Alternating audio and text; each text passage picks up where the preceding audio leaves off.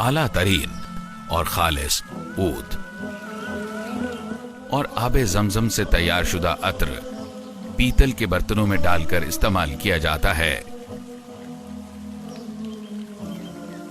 मस्जिद हराम और इसके सहन में 30,000 के करीब बेहतरीन मयार के सब्ज कालीन बिछाए गए हैं, जिन्हें दिन में 3 मरतबा पाक साफ और मुअत्तर किया जाता है।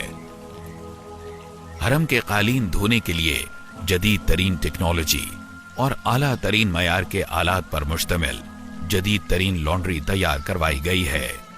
इस लॉन्ड्री में कालीन 5 मराहिल से गुजरते हुए साफ और मुनज़्ज़ा होते हैं।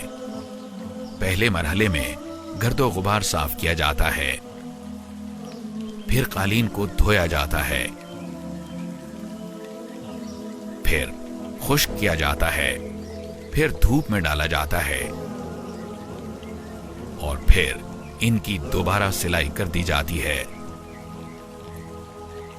अय्याम हज और उम्रा के अलावा एक दिन में हरम से इकट्ठा किया जाने वाला कूड़ा करकट 25 टन के करीब होता है, जबकि अय्याम हज और उम्रा में इसकी मिकदार 90 टन यौमिया तक पहुंच जाती है। हरमैन कमेटी ने हरम के अंदरूनी और बैरूनी हिस्से से कूड़ा उठाने के लिए तकरीबन 2000 टोकरियां मुहैया की हैं, जिनमें स्टील और प्लास्टिक की टोकरियां शामिल हैं। इसी तरह हरम के दरवाजों पर प्लास्टिक के थैले मुहैया किए जाते हैं ताकि इनमें जूतियां महफूज की जा सकें। हज और उम्रा के मौके पर 20 लाख थैले रोजाना इस्तेमाल होते हैं।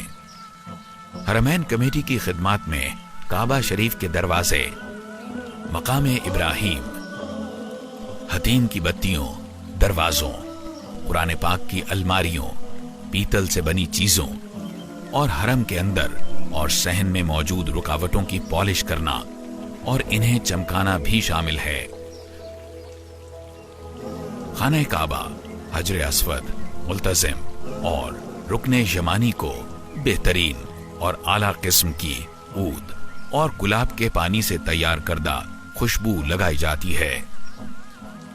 जायरीन और हुज्जाज को भी खुशबू लगाई जाती है और बखूर दी जाती है। राहदारियों और कालीनों को भी गुलाब के पानी से मुअत्तर किया जाता है। इस गरज के लिए तकरीबन 2000 लीटर माहाना खुशबू इस्तेमाल की जाती है।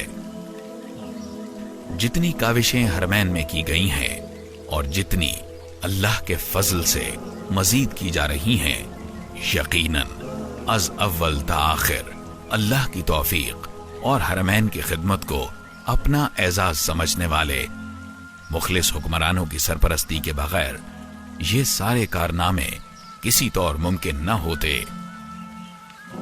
इसी तरह हरमैन कमेटी के चेयरमैन मुआली अश-शेख डॉक्टर अब्दुर्रहमान अस-सुदैस और अमूरे हरम मक्की के नायब चेयरमैन की मुसलसल जिद्दोजहद और निगरानी के बगैर भी ये मुमकिन न था।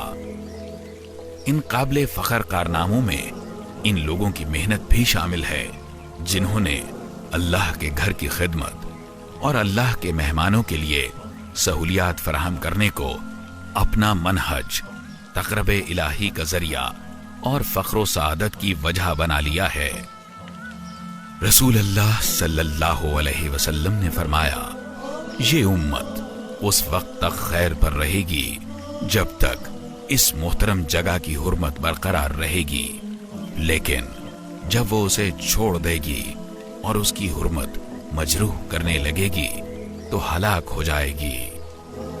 इस हदीस को इमाम अहमद और इमाम इब्न माजा ने रिवायत किया है और इब्न हजर रहमतुल्लाह अलैह ने इसे हसन कहा है।